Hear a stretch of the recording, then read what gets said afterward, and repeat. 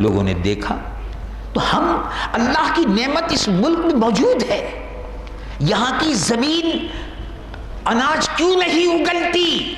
اس کی وجہ میرے محترم بھائی یہ ہے کہ یہ اللہ کا عذاب ہے، ہمارے گناہوں کی وجہ سے زمین خشک ہوتی جا رہی ہے، ہمارے گناہوں کی وجہ سے زمین بنجر ہوتی جا رہی ہے۔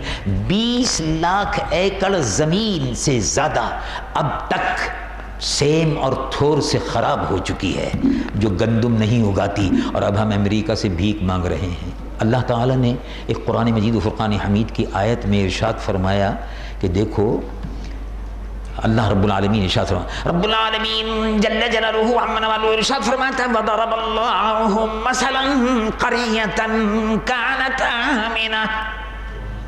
رب العالمین فرماتا ہے ہم ایک مثال دیتے ہیں، قَرْيَةً كَانَتْ آمِنَةً، بستی والے، ایمان والے بڑے امن سے رہتے تھے اور چین سے رہتے تھے۔ بستی والے، ایمان والے امن سے اور چین سے رہتے تھے، ان کے رزق میں برکت تھی۔ یعنی بالکل معلوم ہوتا ہے جیسے آیت پاکستان کے لیے، پاکستان کا نقشہ بیان ہو رہا ہے، اور یہاں پاکستان میں بڑے آرام سے، بڑے امن سے، بڑے چین سے رہتے تھے، ایک دوسرے کے دکھ اور درد میں شریک ہوتے تھے، ایک دوسرے کو محبت کی نظر سے دیکھتے تھے، اپنا مسلمان بھائی سمجھتے تھے۔ اب تو نفرتیں بدل گئی، نفرتیں آ گئی، زبان کی، لسان کی، زمین کی، زمان، یعنی کیا کیا نفرتیں آ گئی۔ توبہ توبہ، ایک مسلمان کو تو مسلمان سے محبت کرنی چاہیے۔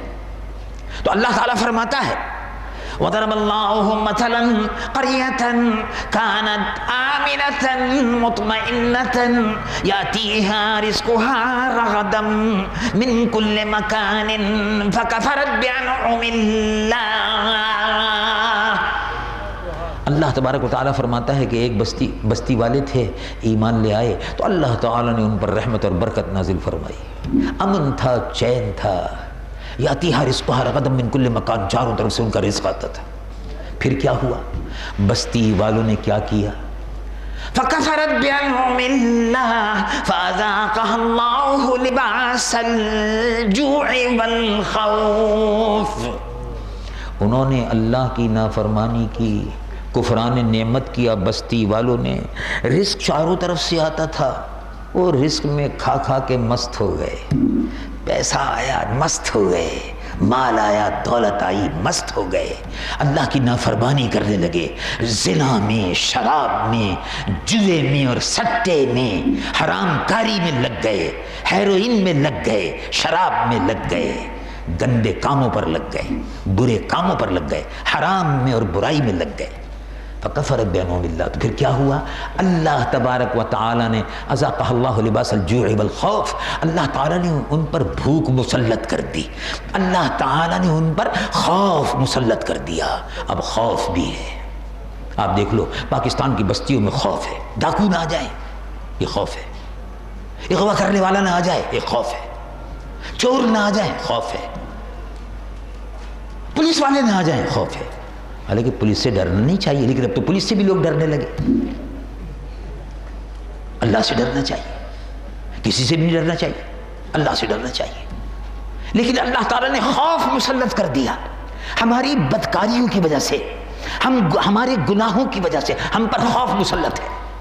امریکہ نہ آ جائے، ہندو نہ آ جائے، راہ نہ آ جائے، ہندو کی فوج نہ آ جائے، دہشت گرد نہ آ جائے، ایک خوف ہے۔ اور بھوک کا عالم یہ ہے کہ رزق بہت مہنگا ہے، 2500، 2000، 3000 روپے تنخواہ اگر کسی کی ہے تو آپ بھی جانتے ہیں اور میں بھی جانتا ہوں کہ وہ اس میں گزر بسر نہیں کر سکتا، پیٹ بھر کر روٹی نہیں کھا سکتا، بچوں کو تعلیم دے نہیں سکتا، رزق میں برکت اٹھ گئی، اس لیے کہ ہم میں بے ایمانی آ گئی، ناپ تول میں کمی کرنے لگے، گناہوں کو زیادہ سے زیادہ گناہ کرنے لگے تو اللہ کا عذاب مسلط ہو گیا، زمین میں سیم اور تھور لگ گیا، زمین پیداوار نہ دینے کے قابل ہو گئی، اور اب ہم امریکہ سے 20 لاکھ ٹن گندم کی بھیک مانگ رہے ہیں، امریکہ اور کینیڈا سے، اور اس نے کہا اچھا ہم تم کو بھیک دینے پر غور کریں گے۔ ابھی ہماری درخواست پر غور ہو رہا ہے، ہم اپنے دشمنوں سے اناج مانگ رہے ہیں. امریکہ ہمارا دشمن اور ہم اس دشمن کے آگے بھیک مانگ رہے ہیں. یہ اللہ تعالیٰ کی طرف سے عذاب ہوا ہے. بات کیا تھی؟ رزق کی فراوانی یہ ہوتی ہے. امیر المومنین حضرت عمر، اب میں آپ کو ایک واقعہ چھوٹا سا سناتا ہوں جو احادیث میں آتا ہے، روایتوں میں آتا ہے. امیر المومنین حضرت عمر کے زمانے میں ایران فتح ہوا. ایران فتح ہو گیا. جب ایران فتح ہو گیا تو مال غنیمت، مسلمانوں کے جو جرنل تھے انہوں نے مال غنیمت کو اونٹوں پر لادا اور ایران سے مدینہ منورہ کو بھیج دیا. ایران سے تقریباً 1200 میل کا فاصلہ ہے. تو اونٹوں پر، زمانے میں اونٹ اور گھوڑے ہی ہوتے تھے، تو اب سے 1400 سال پہلے اونٹوں پر اور گھوڑوں پر سامان لاد دیا اور مدینہ شریف بھیج دیا. اب وہ سارا سامان جو مال غنیمت تھا وہ جا کر مسجد نبوی کے صحن میں رکھ دیا گیا. اس میں ہیرے جواہرات، سونے کی اینٹیں، جو کسریٰ بادشاہ جو تھا نا ایران کا بادشاہ، اس کے محل کا سامان جو مسلمانوں کے ہاتھ میں آیا تھا وہ سب امیر المومنین حضرت عمر کے دربار میں رکھ دیا گیا. حضرت عمر رضی اللہ عنہ وارضاہ کے ساتھ ساتھ امیر المومنین سیدنا علی المرتضیٰ کرم اللہ وجہ الکریم رضی اللہ عنہ داماد رسول، وہ بھی تشریف فرما کے بیٹھے ہوئے تھے. اور وہ حساب کتاب عام طور سے حضرت عمر رضی اللہ عنہ وارضاہ کا سلطنت کا حساب و کتاب دیکھنا، دیکھ بھال کرنا، مشورے دینا، یہ سارا کام حضرت علی مرتضیٰ کا ہوتا تھا. مثالی محبت تھی حضرت عمر میں اور حضرت علی میں رضی اللہ عنہ ورضوا عنہ. تو جب وہ سامان جو آیا تھا ایران سے 1200 میل کا فاصلہ طے کر کے، اب اس سامان کی لسٹ موجود تھی کہ کیا کیا سامان اس کے اندر ہے، کتنے سونے کی اینٹیں ہیں اور کتنی چاندی کی اینٹیں ہیں اور کتنے ہیرے ہیں اور کتنے جواہرات ہیں اور کتنی اشرفیاں ہیں، وہ سب. تو ایک ایک چیز اس میں موجود تھی، ایک ایک چیز موجود تھی. علماء نے لکھا کہ حتی العبرۃ ما نقصت، یہاں تک کہ ایک سوئی بھی کم نہیں تھی. تو حضرت عمر نے فرمایا کہ اللہ اکبر، 1200 میل سے چل کر یہ لوگ آ رہے ہیں، اتنا عظیم سامان، قیمتی کروڑوں روپے کا، اس زمانے کے کروڑوں روپے کا سامان، سونے اور چاندی اور ہیرے اور جواہرات اور اشرفیاں لے کر آ رہے ہیں.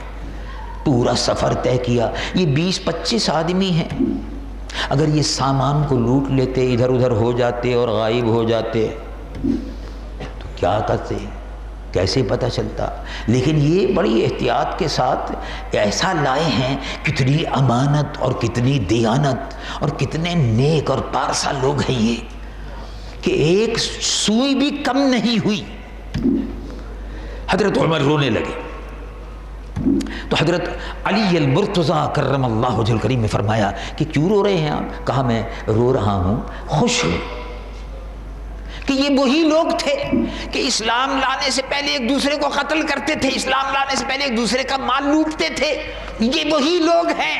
کلمہ پڑھ کے ان کے دلوں میں ایسا نور اسلام کا آیا ہے کہ اب یہ ان تمام سامان کے محافظ بن گئے، ایک سوئی بھی کم نہیں ہوئی. کیا ایمان کا نور ہے ان میں.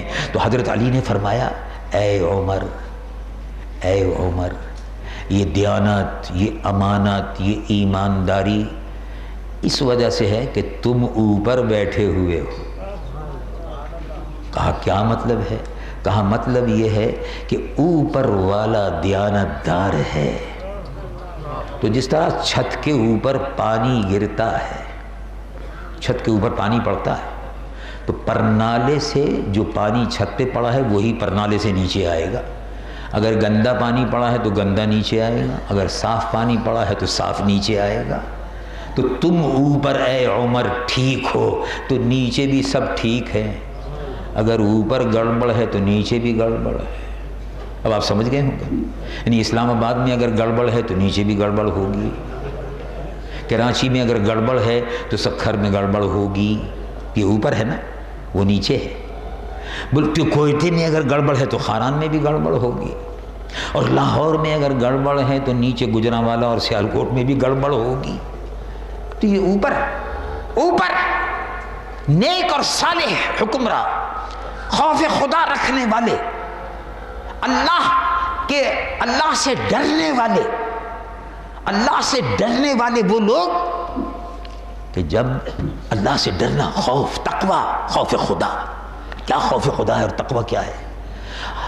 حضرت عمر رضی اللہ عنہ رات کے وقت گشت کرتے تھے رعایا کی حفاظت کے لیے. اب بھی لوگ گشت کرتے ہیں رعایا کو لوٹنے کے لیے.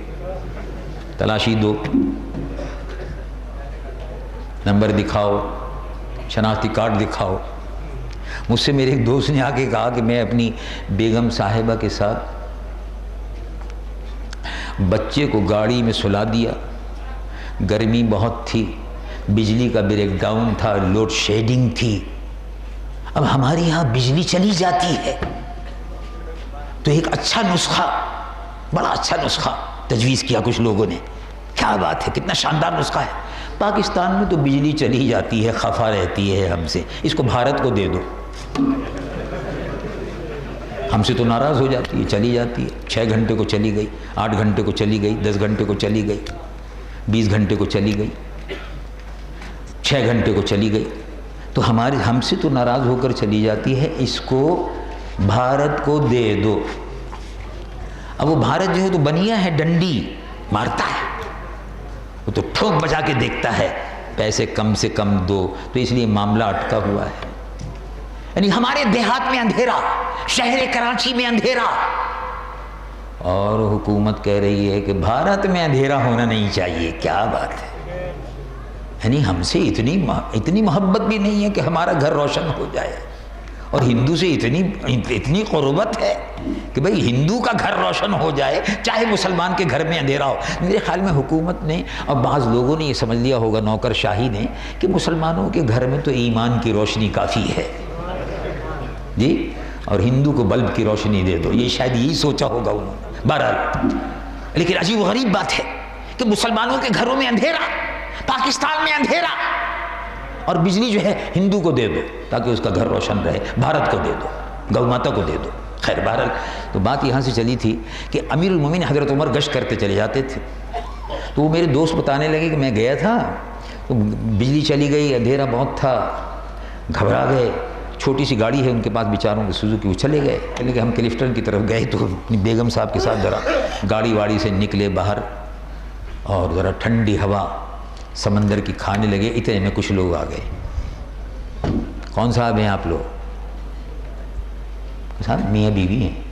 نکاح نامہ دکھاؤ. ارے کمال ہے، نکاح نامہ دکھاؤ. میں نے کہا بھائی تو بڑی عجیب و غریب بات ہے.